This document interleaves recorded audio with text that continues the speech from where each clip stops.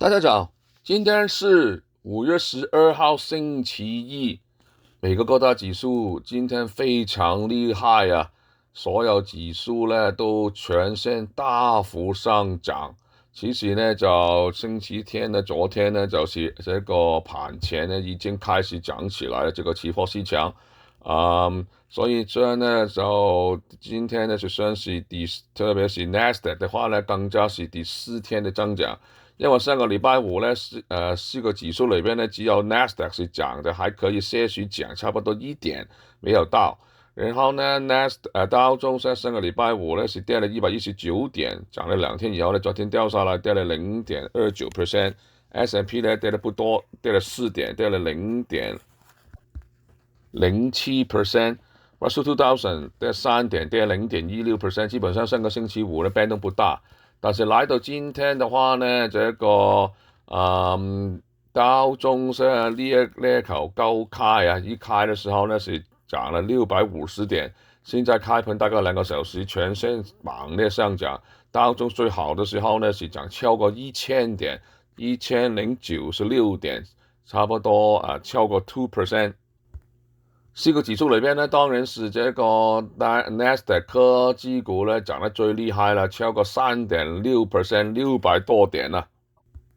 最主要呢，就是 weekend 的時候呢，他們就美國跟中國在瑞士呢這個談判啊，貿易談判有結果，他們呢就達成了這個90天暫停這個關稅，他們同意呢大家互相削減了大部分的關稅。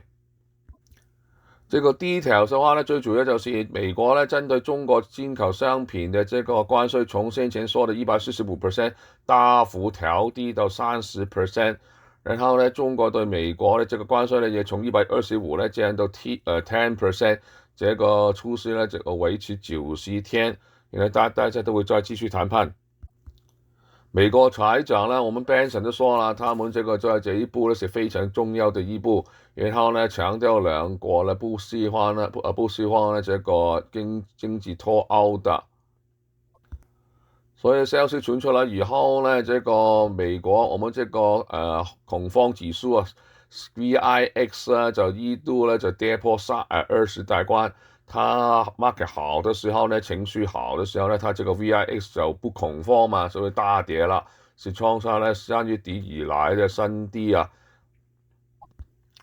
除了這個地緣政治以外呢，這個中美貿易戰以外呢，地緣政治呢都有一點好消息，就印度跟巴基斯坦那方面呢都有這個達成這個停火的協議。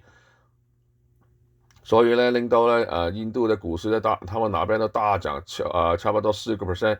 巴勒斯坦呢，他們股市更加飆升9%。然後呢，另外還不止啊，還有就是俄羅斯跟烏克蘭啦。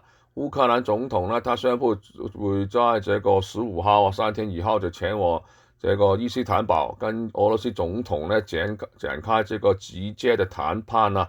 所以呢，這一個地方呢，這個要進一步的就緩解了他們這個戰爭的這個風險。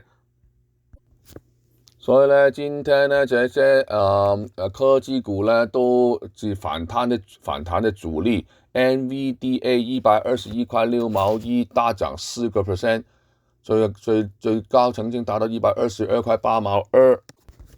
Amazon AMCN 207.1毛4大漲7.3%，最厲害的時候呢漲到211.6毛6。AAPL Apple 208.5毛3漲5.2%，現在報最高曾經達到211.2毛7，基本上 Amazon 基本上在 Magnificent Seven 呢全線上漲啊。今天呢，基本上呢，所有板塊呢都增長了，只有呢就藥類股呢就比較差一點，因為呢川普總統宣布呢下調美國的這個處方藥的這個價格，然後它減的幅度呢，超過59%，甚至更加多，所以呢，今天這些藥廠呢就漲得不多，比方說 Pfizer、PFE。比較落後，雖然是落後了，都有的 PFE 22.9毛2都是漲2.8% 等等了。好了，今天财经新闻是由华信投资顾问的 William 冯威嚟報道。